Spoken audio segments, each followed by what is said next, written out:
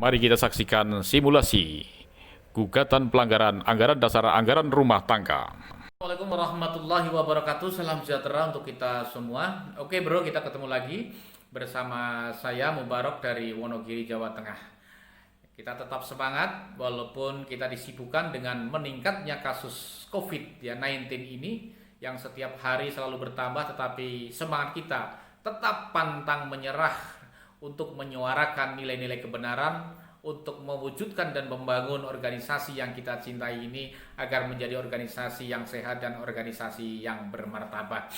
Oleh karenanya pada kesempatan ini saya akan berbicara terkait masalah pelanggaran-pelanggaran anggaran dasar, anggaran rumah tangga yang terjadi di organisasi profesi yang kita cintai dan yang kita banggakan, yaitu PPNI.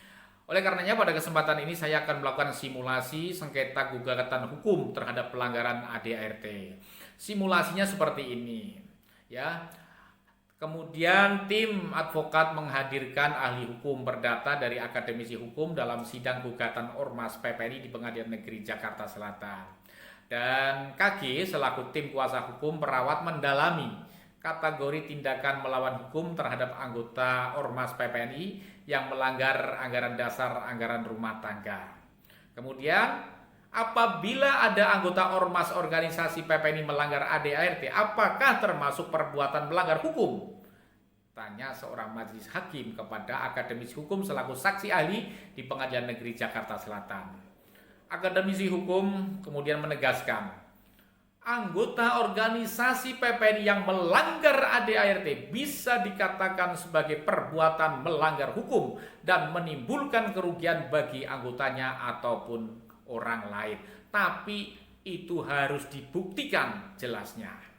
Kemudian majelis hakim melanjutkan pertanyaannya. Apakah ADART mengikat bagi semua anggota PPNI? Akademisi hukum menjawab lagi. ADART mengikat bagi semua anggota Ormas PPNI.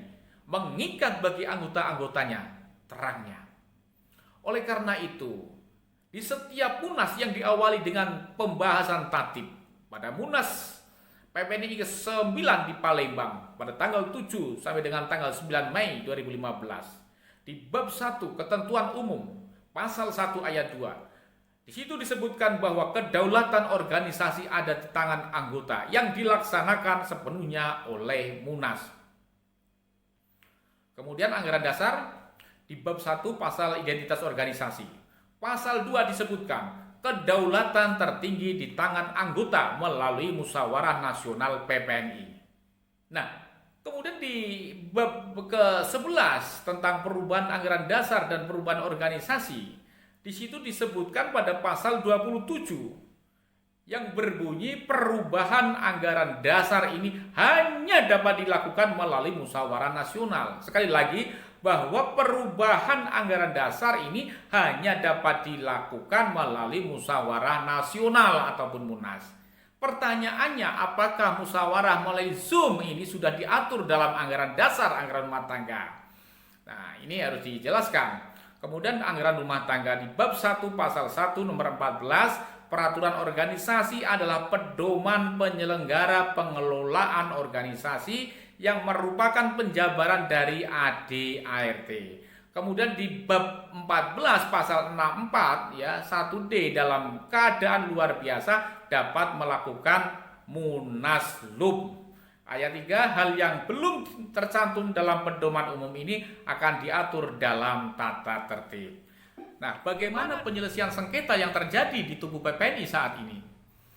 Kita lihat pada Undang-Undang Ormas nomor 17 ya tahun 2013 di bab 15. Mekanisme penyelesaian sengketa saat ini yang ada di PPNI, yang pertama, keluarkan SK demisioner per tanggal 9 Mei 2020.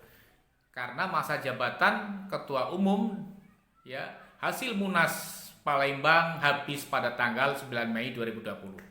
Kemudian setelah itu 510 DPD yang ada dan 34 DPW segera mengusulkan perpanjangan melalui musyawarah mufakat. Nah, cara ini yang tidak melanggar anggaran dasar anggaran rumah tangga. Berbeda cara yang dilakukan oleh ketua umum PPNI saat saat ini, di mana Ketua Umum ya hasil Munas Palembang mengusulkan perpanjangan untuk dirinya sendiri, kemudian memperpanjang dirinya sendiri, SK ditandatangani dan diterima oleh dirinya sendiri.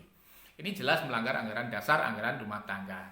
Kemudian menyelesaikan sengketa yang selanjutnya, yang ketiga adalah 510 DPD dan 34 DPW segera membentuk panitia ad hoc untuk menyelenggarakan Munas ke-10 di Palembang, di Bali. Nah, apa dampak dari proses perpanjangan yang tidak sesuai dengan anggaran dasar, anggaran rumah tangga? Dampaknya sangat luas sekali. Kita ketahui, kita melihat bersama di layar televisi bahwa para pakar epidemiologi dan termasuk Bapak Presiden bahwa puncak COVID-19 ini akan terjadi pada bulan Agustus dan September. Artinya apa? Kemungkinan kita bisa melaksanakan Munas baru pada awal tahun 2021. Dan artinya apa? Di mana tahun-tahun itu banyak sekali sudah SK DPW, SK DPD yang sudah habis. Sehingga ketika dilaksanakan pada tahun 2021, tentunya banyak sekali DPD-DPD yang sudah tidak mempunyai hak suara lagi. Ini akibat apa? Akibat 27 DPW yang menyetujui perpanjangan SK Ketua Umum. Sekali lagi bahwa ini akibat dari 27 DPW yang menyetujui perpanjangan Ketua Umum. Oleh karena itu saya meminta kepada seluruh, khususnya kepada 27 DPW ini untuk segera mencabut persetujuan yang sudah dikeluarkan untuk perpanjangan kepengurusan DPP PPNI. Itu yang bisa saya berikan, dan mudah-mudahan saya mohon sekali lagi keikhlasan dan ketulusan pada 27 DPW untuk segera mencabut surat pernyataannya kembali untuk segera bermusyawarah untuk menyelesaikan persoalan yang ada di tubuh PPNI. Terima kasih. Assalamualaikum warahmatullahi wabarakatuh.